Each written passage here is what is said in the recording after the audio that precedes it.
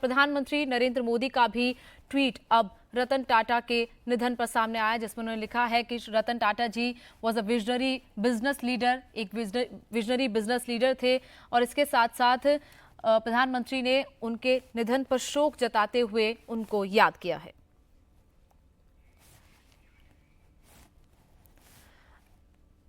राजेश, लगातार कई बातें हम उनके बारे में कर रहे हैं। युवाओं में जिस तरीके से वो चर्चित थे, एक ऐसा शख्स जो कि खुद 80 के पार, जिनकी उम्र 70-80 के पार थी, लेकिन उसके बावजूद हमने कई देखा है कुछ साल पहले की, चाहे वो तस्वीरें हो या फिर कुछ महीने पहले की तस्वीरें हो, जिसमें युवाओं के साथ वो बातचीत करते हुए बहुत ज्यादा देखा है उनको। युवाओं को प्रेरित करते थे वो कि आपको अपनी जिंदगी में कैसे एक अच्छा इंसान बनना है। देखिए, कई सारी बातें उनके बारे में कही जाती थी। जब वो युवाओं से मिलते थे, उनको कई प्रेरणादायक बातें वो करते थे और उनको बताते थे। कि उनका बड़ा फेमस सा कोट था कि जो लोहा होता है उसे कोई खत्म नहीं करता, उसे जंग खत्म करता है, और वो लोहे से खुद बनता है जंग और उसे खत्म करता है। इसलिए आप अगर कुछ बड़ा बनना चाहते हैं और जीवन में नीचे नहीं आना चाहते हैं, तो आप खुद को मजबूत कीजिए, क्योंकि इंसान का सबसे बड़ा दुश्मन खुद वही इंसान होता है। तो इस तरह की कई सारे प्रेरणादायक बातें जो है वो जब भी युवाओं से मिलते थे तब उनको करते थे, उनको बताते थे, उनको आगे बढ़ने की राह दिखाते थे। बिल्कुल, और यही वजह है कि आज सभी उन्हें याद कर रहे हैं। प्रधानमंत्री नरेंद्र मोदी ने भी बाकायदा उन ट्वीट करके उनको याद किया है, और जिस तरीके से प्रधानमंत्री के साथ भी कई मौकों पर वो मिले हैं और जिस तरीके से गर्मजोशी दोनों में दिखाई देती थी, वो अपने आप में बेहद खास रही है। गिरीश महाजन, महाराष्ट्र के कैबिनेट मिनिस्टर, हमारे साथ जुड़ गए हैं। गिरीश जी, सबसे पहले तो बहुत दुखद खबर है रतन टाटा का निधन होना, लेकिन जिस तरीके से उन्होंने समाज में ऐसा आधार बनाया, जिस तरीके से वो युवाओं को प्रेरित करते हैं, वो उन्होंने टाटा स्टील्स को, टाटा मोटर्स को एक ऐसी बुलंदियों पर पहुंचाया, टाटा इंडस्ट्रीज को ऐसी बुलंदियों पर पहुंचाया। सर, कैसे याद करते हैं आप आज उन्हें? बहुत दुख हुआ मुझे ये बात सुनकर। रतन जी हमारे बीच नहीं रहे हैं। सही मायने में मैं कहूंगा तो भारत का नाम दुनिया में रोशन करने के लिए, मतलब उन्होंने जो कष्ट किए, मेहनत की, वो उसके हम लोग मतलब किस शब्द में हम बोले, मुझे इससे लग रहा है। रतन जी एक अच्छे उद्योगपति थे हमारे देश के, तो मैं कहूंगा एक कोहिनूर थे। ऐसा कहा तो मुझे लगता कोई गलत नहीं होगा। टाटा जी का, रतन जी का मेरा कोई संबंध मतलब 2 बार आया। मैं 14 से 19 में जब मिनिस्टर था इरिगेशन और मेडिकल एजुकेशन, तब 2 बार मुझे मिलने का मौका उनसे मिला। लेकिन कितने नम्र, कितने पोलाइट, इतना बड़ा आदमी और इतने पोलाइट, तो मुझे ताज्जुब हुआ। हम उनके ऑफिस में गए तो उनको आने के लिए सिर्फ 3 मिनट लेट हुए। तो 12 बजे हमें मिलना था, तो 12 बजे ही उन्होंने आदमी को भेजा कि मुझे 3 मिनट लेट होगा, 5 मिनट लेट होगा। तीसरे मिनट पे वो वहां आ गए, हमसे मिले। पहले तो उन्होंने कहा सॉरी, मैं माफी चाहता हूँ, मुझे 3 मिनट लेट हो गया। मतलब कितने पंक्चुअल थे। और उसके बाद हमारी मुलाकात हुई। बात होने के बाद लिफ्ट तक हमें छोड़ने आए। मैंने उन्हें बहुत रिक्वेस्ट की कि नहीं नहीं प्लीज आप, नहीं नहीं नहीं, ऐसे नहीं, आप मिनिस्टर हो। मुझे बहुत बुरा लग रहा था, मुझे बहुत गलत लग रहा। लेकिन इतना पोलाइट, इतना बड़ा आदमी होने के बाद इतने पोलाइट थे युवाओं के लिए, और तो एक आइडल थे, देश के लिए भी एक आइडल थे। और ऐसे रतन जी आज हमारे बीच नहीं रहे। आज कई ऐसे युवक हैं जो उनसे प्रेरित हो रहे हैं, उन्होंने प्रेरणा उनसे लेनी चाहिए, मुझे ऐसा लगता है। और आज लेकिन रतन जी हमारे बीच नहीं रहे, ये बहुत बड़ी दुख की बात है। उनका परिवार का, टाटा परिवार का नहीं, पूरे देश का नुकसान, आज पूरे देश में नुकसान हुआ, जिसके लिए नुकसान हुआ है। तो और इससे ज्यादा मैं क्या कहूँ, उन्हें मैं विनम्र आदरांजलि अर्पित करता हूँ। बिल्कुल गिरीश जी, जिस तरीके से आप बता रहे हैं, जो हम्बलनेस उन्होंने दिखाई थी उस वक्त भी, जो आपसे मिलने आए, 3 मिनट लेट हुए, लेकिन फिर भी उन्होंने आपसे माफ़ी मांगी।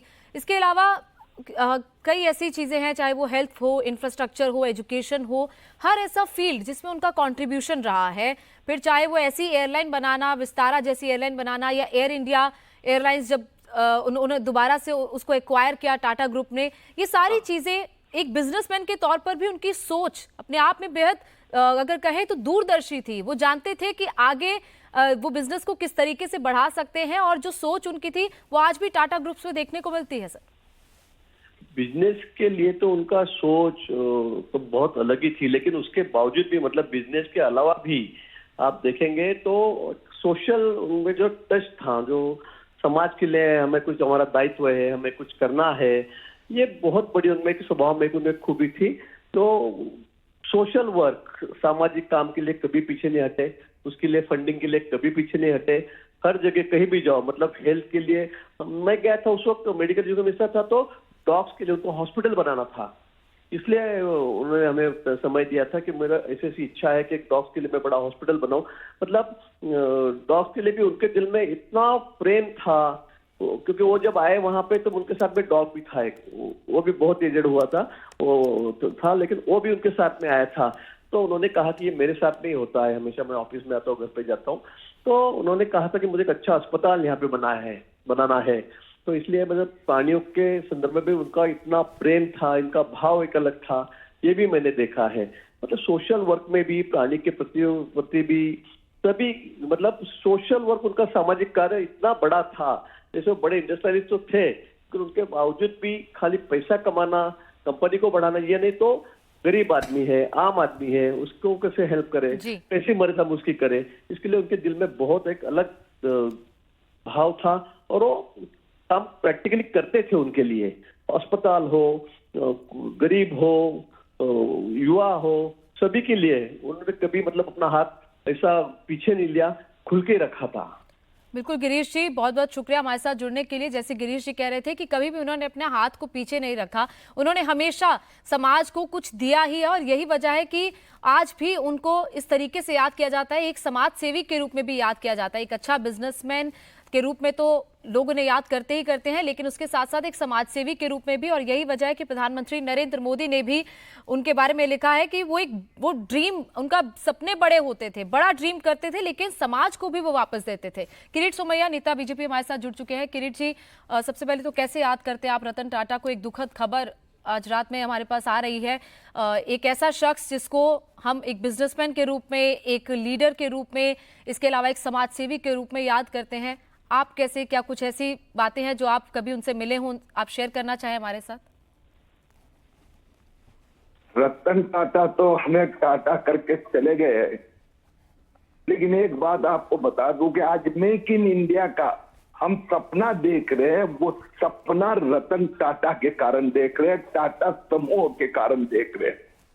जब हिंदुस्तान अंग्रेजों के समय पर यहाँ पर कोई इंडस्ट्री लगाने तैयार नहीं था, तब टाटा ग्रुप ने इंडस्ट्री लगाया, और रतन टाटा ने तो उसको इतना व्यापक स्वरूप दे दिया कि आज हिंदुस्तान विश्व में टॉप 3 इकोनॉमी के में पहुंच गया है। रतन टाटा तो उनकी विचारधारा थी, उनकी सोचने की शक्ति, वो कभी पैसे के लिए सोचते ही नहीं थे। मुझे कई बार मिलने का प्रसंग कभी कभी हुआ, उनको नजदीक से भी देखा, दूर से भी सुना।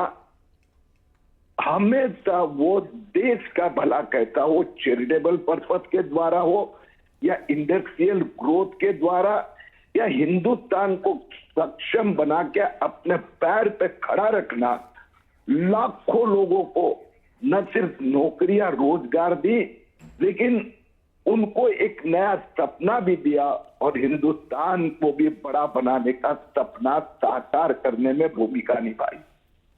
बिल्कुल किरीट जी, मेक इन इंडिया का सपना उन्होंने साकार भी किया और दिखाया कि किस तरीके से भारत अपने आप में काबिल है, और भारत की कंपनियों में इतनी ताकत है, भारत के बिजनेसमैन में इतनी ताकत है, भारत के युवाओं में इतनी ताकत है कि वो मेक इन इंडिया के सपने को साकार कर पाए। बहुत बहुत शुक्रिया किरीट जी हमारे साथ जुड़ने के लिए।